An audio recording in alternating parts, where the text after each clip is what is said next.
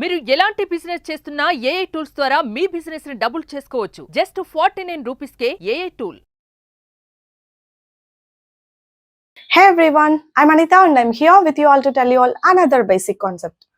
మనం బేసిక్స్ నేర్చుకునేటప్పుడు మనల్ని బాగా కన్ఫ్యూజ్ చేసే కొన్ని కాన్సెప్ట్స్లలో హ్యావ్, హ్యాస్, హ్యాడ్ ఇదొకటి. ఎందుకంటే ఇది హెల్పింగ్ వర్బ్ గా యూస్ చేస్తూ ఉంటాం, మెయిన్ వర్బ్ గా కూడా యూస్ చేస్తూ ఉంటాం. హెల్పింగ్ వర్బ్ యూస్ చేసినప్పుడు మెయిన్ వర్బ్ ఎలా ఉండాలి, ఇదే మెయిన్ వర్బ్ అయినప్పుడు దాని యూసేజ్ ఏంటి, ఇలాంటి డౌట్స్ వస్తూ ఉంటాయి అన్నమాట. Let me just give you some clarification today. ఈ రోజు మనం ఈ హ్యావ్, హ్యాస్, హ్యాడ్లని హెల్పింగ్ వర్బ్ గా కాకుండా ఇదే మెయిన్ వర్బ్ అన్నప్పుడు ఆ సెంటెన్సెస్ ఎలా వస్తాయి, క్వశ్చన్స్ ఎలా వస్తాయి, దాని మీనింగ్ ఎలా ఉంటుంది, ఇదంతా క్లియర్ గా చూద్దాం.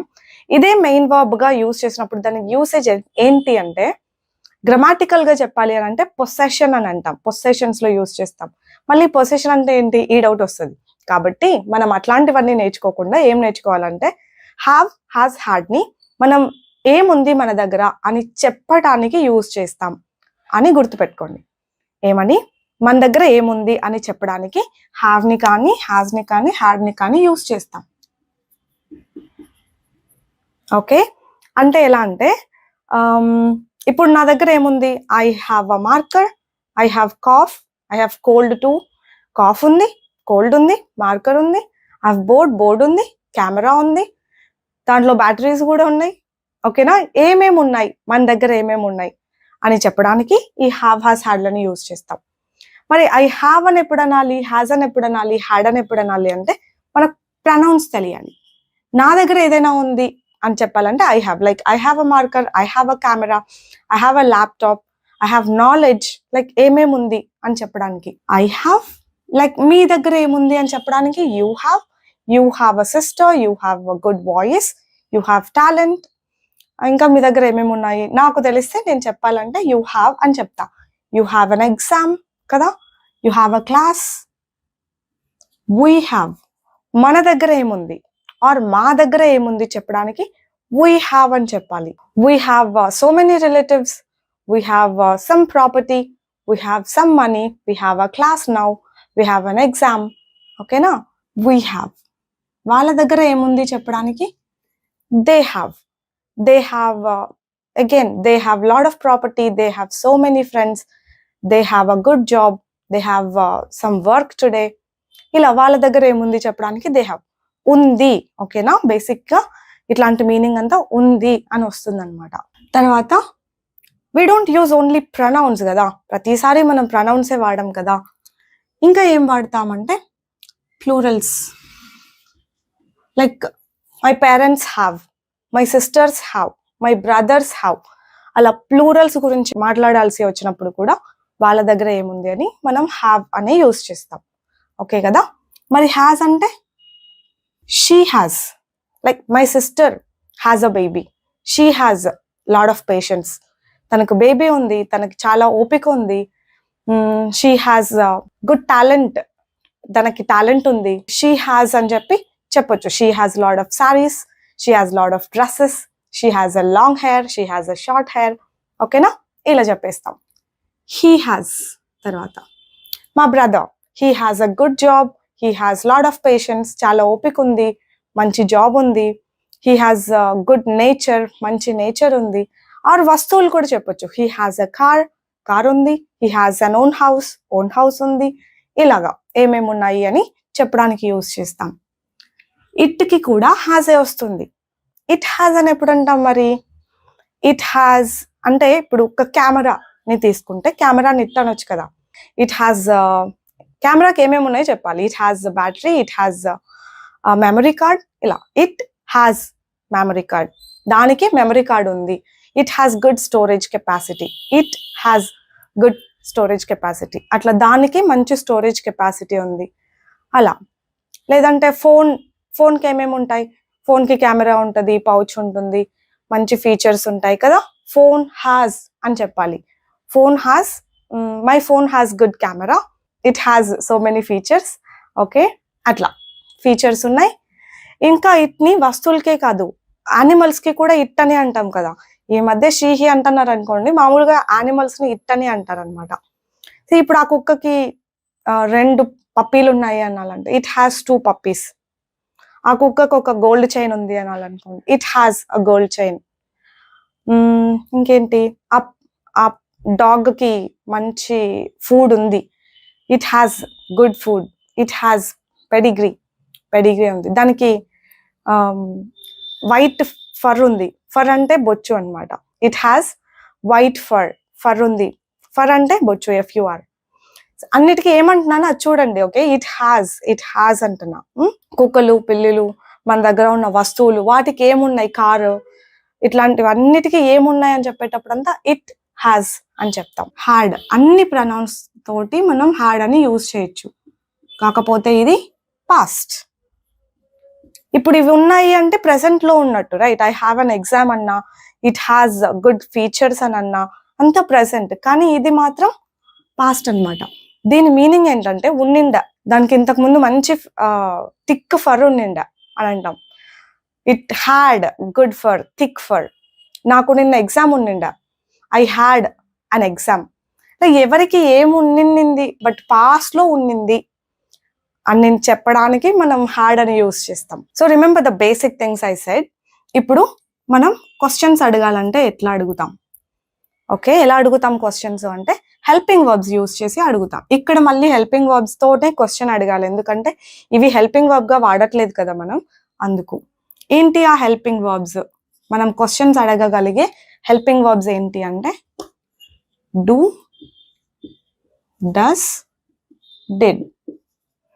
మీకు కాంబినేషన్స్ తెలుసు అనుకుంటున్నా. డూతో ఈ ప్రొనౌన్స్ వాడతాం, డస్తో ఈ ప్రొనౌన్స్ వాడతాం, డిడ్తో అన్ని ప్రొనౌన్స్ వాడేసేయచ్చు. ఇప్పుడు క్వశ్చన్స్ చూద్దామా? మీకు ఇప్పుడు ఎగ్జామ్ ఉందా? మీకు అంటే యూ కదా, ఏ హెల్పింగ్ క్వశ్చన్ అడుగుతున్నా కదా. ఇదే అన్నమాట మిస్ చేసేది చాలా మంది. అది క్వశ్చన్ అని ఐడెంటిఫై చేయగలిగితేనే హెల్పింగ్ వర్బ్ ముందు ఉండాలి అని మనం గుర్తుపెట్టుకొని పెట్టగలుగుతాం. అది క్వశ్చన్ అని ఐడెంటిఫై చేయండి. నీకు ఎగ్జామ్ ఉందా అంటే యూ హ్యావ్ ఎగ్జామ్ అని అంటే సరిపోతుందా? ఎట్లా సరిపోతుంది? అది క్వశ్చన్, మీరు హెల్పింగ్ వర్బ్ వాడట్లేదు యూ హ్యావ్ అన్ ఎగ్జామ్ అనడంలో, సో సెట్ అవ్వదు. Do you have an exam? నీకు ఎగ్జామ్ ఉందా? నెగటివ్ క్వశ్చన్స్ కూడా నేర్చేసుకోండి. నీకు ఎగ్జామ్ లేదా? ఇది కూడా క్వశ్చనే, నీకు ఎగ్జామ్ లేదా అనడంలో. యూ డోంట్ హ్యావ్ ఎగ్జామ్ అనకూడదు, యూతో ఒక క్వశ్చన్ స్టార్ట్ అవ్వదు. అందుకే క్వశ్చన్ని ఐడెంటిఫై చేయడం చాలా ఇంపార్టెంట్ అనమాట. నీకు ఎగ్జామ్ లేదా అంటే don't you have an exam అని అంటారు. ఎగ్జామ్ ఉందా, ఎగ్జామ్ లేదా. నేను ఇలాంటి క్వశ్చన్ ఒకటి నేర్పించి, ఒక ఫన్నీ ఇన్సిడెంట్ ఏమైందంటే, ఇలాంటి ఒక క్వశ్చన్ నేర్పించి ఇది చేంజ్ చేసుకోండి అని చెప్తా మామూలుగా. Do you have an exam, do you have an own house, do you have a class, do you have headache, ఇంకా ఇట్లా ఏమైనా ఉందా అన్నట్టుగా. Do you have work, do you have a fever, do you have siblings, ఇట్లా ఇది change చేసుకోండి. Do you have money, do you have change. ఇప్పుడు అంటున్నానా నేను money, change, exams, class, house, ఇలాంటివి చేంజ్ చేసుకోండి. మనం ఎన్ని క్వశ్చన్స్ అయినా ఓన్ గా ఫామ్ చేయొచ్చు అని చెప్పుంటాం. ఏం రాశారు తెలుసా కొంతమంది? Do you have eat, do you have learn, do you have practice, ఇట్లాంటివి రాశారు. అందుకే ఇది ఇట్లాంటి మిస్టేక్స్ ఎందుకు అవుతాయి అంటే మనం అర్థం చేసుకోకపోతే అవుతాయి. ఏం అర్థం చేసుకోవాలి? తెలుగు అర్థం చేసుకోవాలి, తెలుగే బాగా అర్థం చేసుకోవాలి. డూ యూ హ్యావ్ అంటే అర్థం ఏంటి? ఉందా అని. డూ యూ హ్యావ్ ఈట్ అంటే నీకు తినేది ఉందా? డూ యూ హ్యావ్ లర్న్, నేర్చుకునేది ఉందా? అట్లా ఉంటుందా చెప్పండి? నేర్చుకోవడం ఉందా, తినేది ఉందా, పడుకునేది ఉందా? ఉండదు కదా అట్లా క్వశ్చన్స్. అందుకే బాగా అర్థం చేసుకోవాలన్నమాట. క్లాసులు ఉందా, ఎగ్జామ్ ఉందా, ఫీవర్ ఉందా, ఓకేనా? ఇట్లాంటివి అయితే ఉందా అని అడుగుతాం, అట్లాంటివి. ఓకే, ఇంకా నౌన్ యూజ్ చేస్తామంటే నౌన్ ఏంటి, ఇట్లాంటి డౌట్లు వస్తాయి. అందుకే తెలుగు బాగా అర్థం చేసుకుంటే గ్రామర్తో పనిలా, ఎక్కువ గ్రామర్తో పనిలా. అట్లా ఒక లిస్ట్ రాస్తే చూడండి. క్లాస్ ఉందా అంటాం, మనీ ఉందా అని అడగొచ్చు, ఎగ్జామ్ ఉందా అనొచ్చు, ఫీవర్ ఉందా అనొచ్చు, ఇంకా ఏదైనా ఓన్ హౌస్ లాంటిది ఉందా అనొచ్చు, ఫ్రెండ్స్ ఉన్నారా అని అడగొచ్చు, సిస్టర్, బ్రదర్, ఇట్లా వస్తువులు, car, bike, keys, laptop, camera, ఇట్లాంటి వస్తువులన్నిటిని అడగొచ్చు ఉన్నాయా అని. ఇప్పుడు నేను చెప్పే వీటిని వాటితోటి రిప్లేస్ చేయండి, ఓకేనా? ఇది క్వశ్చన్ ఉందా అన్నట్టుగా. సరే, ఆమె గురించి అడగాలి. ఆమెకి క్లాస్ ఉందా, ఆమెకి ఎగ్జామ్ ఉందా. అప్పుడు ఆమె అంటే షీ కదా, నేను అడుగుతున్నది క్వశ్చన్ కదా. సో డస్ తో క్వశ్చన్ స్టార్ట్ చేస్తారు. Does she have an exam? ఆమెకి ఎగ్జామ్ లేదా అని అడగాలంటే doesn't she have an exam? లేదా అనేది కూడా క్వశ్చనే కదా, negative question. So doesn't she have an exam అని అడుగుతారు. ఓకేనా? నిన్న ఉండిందా నీకు ఎగ్జాము? నిన్న ఉండిందా? నిన్న అని చెప్పకపోయినా కూడా ఉండిందా ఎగ్జామ్.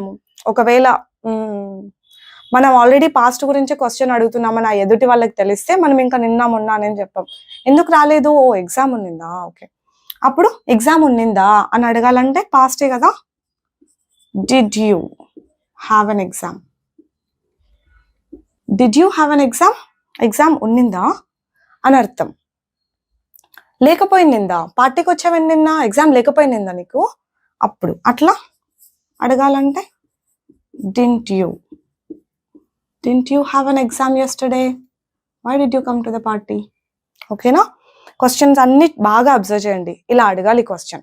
సో ఇప్పటికీ మీకు క్వశ్చన్స్ ఎలా అడగాలి అని ఐడియా వచ్చి ఉండాలి. That's it, that's all you have to learn for today. ఇంకా దీని గురించి చాలా ఉంది, మనం క్లియర్ గా నేర్చుకుందాం. ఇప్పటికైతే క్వశ్చన్స్ అంటే హెల్పింగ్ వర్బ్ తోటి ఉండాలి అని బాగా అర్థం చేసుకోండి. అందరూ చేసే కామన్ మిస్టేక్ ఏంటంటే షీకి హ్యాజ్ రావాలి కదా అని ఇక్కడ హ్యాజ్ పెట్టేయడం. క్వశ్చన్ లో రాదు హ్యాజ్. ఓకే, ఇక్కడ పాస్ట్ అంటే హ్యాడ్ రావాలి కదా అని హ్యాడ్ పెట్టేయడం. ఓకేనా? పాస్ట్ ఓకే, కానీ ఆన్సర్ లో వస్తుంది, కానీ ఇట్లా క్వశ్చన్లలో రాకూడదు. ఈ కామన్ మిస్టేక్స్ మీరు కూడా చేయకండి.